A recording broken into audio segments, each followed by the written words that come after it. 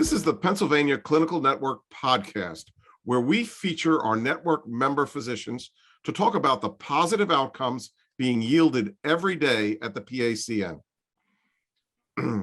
Today we have Dr. Wirths from DuBois, Pennsylvania, who has quite an extraordinary story. Dr. Wirths, welcome. Thank you. Tell us how you landed in DuBois, Pennsylvania. Well, it's actually a long story. Penn Highland, which is currently the name, former DIMC, they came out and recruited me toward the end of my residency in Allentown. I have 7 months left, and they recruited me pretty hard. I have never heard of this area before in my life and have no intention of coming here. But once the offer is on the table, come take a look at the hospital and the area, decided to come. But I understand your story gets even a little bit longer and more interesting. How did you and your dad actually come to DuBois in Pennsylvania? Okay, it's a little bit lengthy story, but I will give you a short version. I escaped the South Vietnam communists, started in 1975, and in 1981, I escaped the country, and after spent a year in 2 different refugee camps, one in Malaysia and the other one is in the Philippines. I was being sponsored into the US by the Catholic charity and placed in a foster home in New Jersey. My parents and the rest of my family are still in Vietnam. I do have one brother over here with me who escaped 2 months before I did, and we met in the US in the foster home 14 months later. That's a short version. Well, that is impressive, and certainly not the usual physician story that we have here. That unique perspective probably helps you as you care for your patients. Very much so, because I pretty much know what it's like to be at the bottom. And so when you are actually at such a low in your life where death is better than living, then when you reach that state, being so cornered that you have nothing else to lose, then pretty much you have everything else to gain if you happen to survive. Hence the escape started. Wow, that puts things in perspective, especially some of the things we worry about every day here. You know, if death is not forefront, and I guess some of our Ukrainian colleagues are probably facing that right now too. Yes, we have. I'm just gonna say it. Most American-born have no idea how lucky we do have it. And to put it nicely that way. Sure.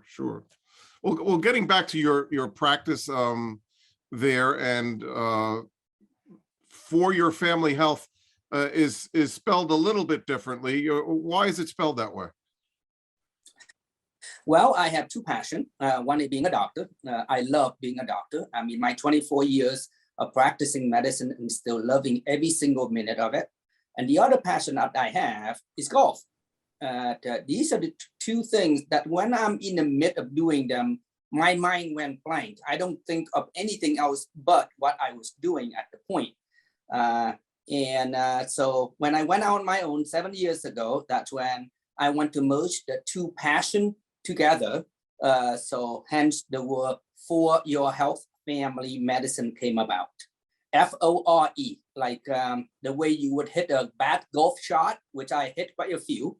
Sure. And you would yell at people to get that they realize the ball is coming their direction. I got it. You got it. And does Dr. Wirth also have a family there in DuBois?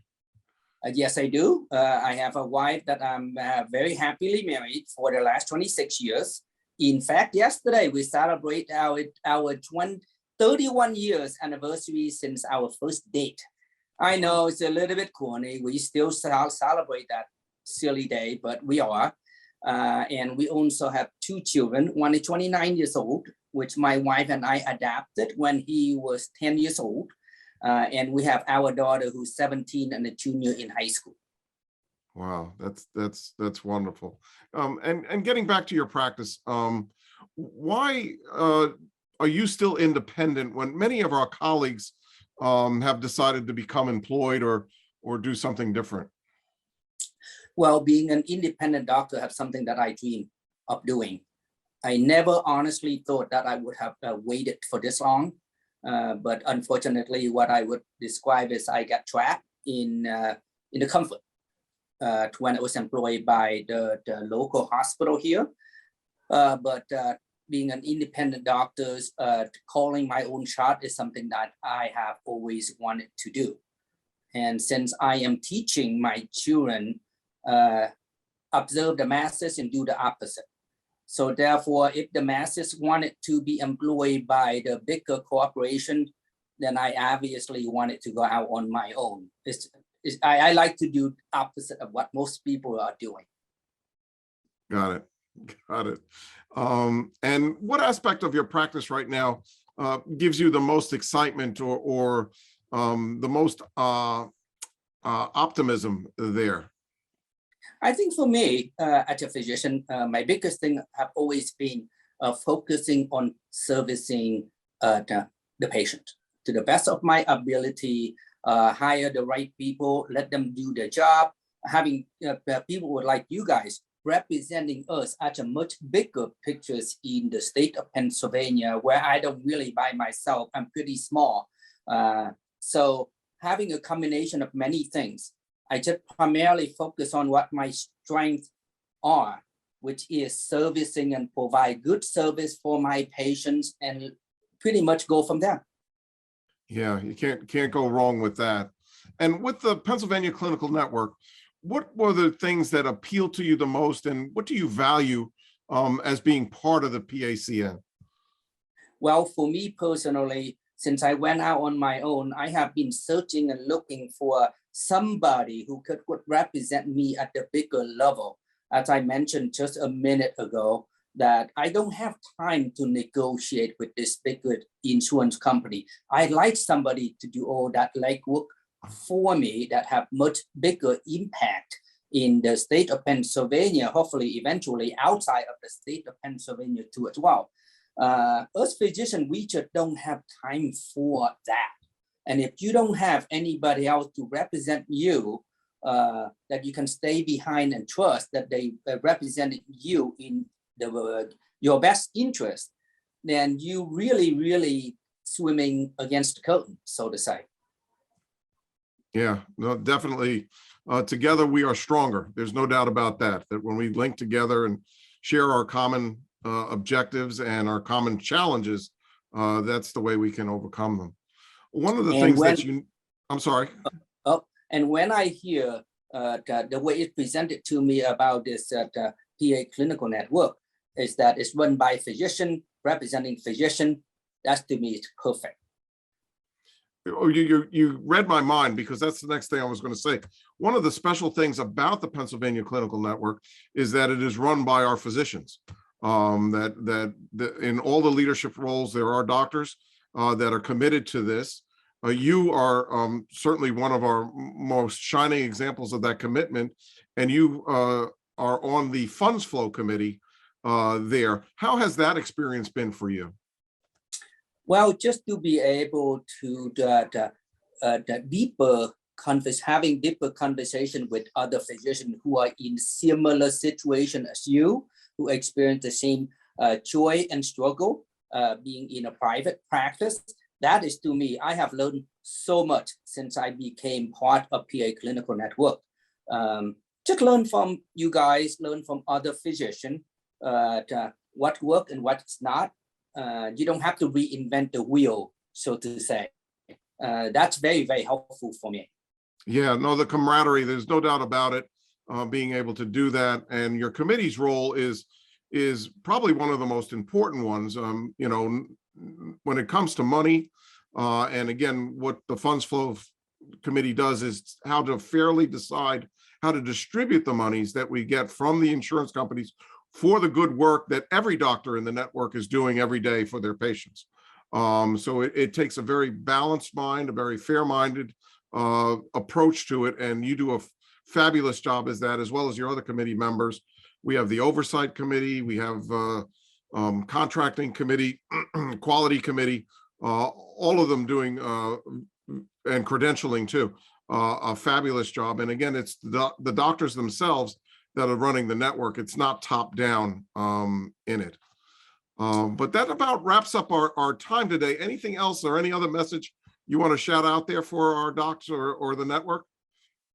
Well, for me, I would, if I have to say anything to all the independent physicians out there, get somebody behind you. Okay, you might find PA Clinical Network might be the right one for you.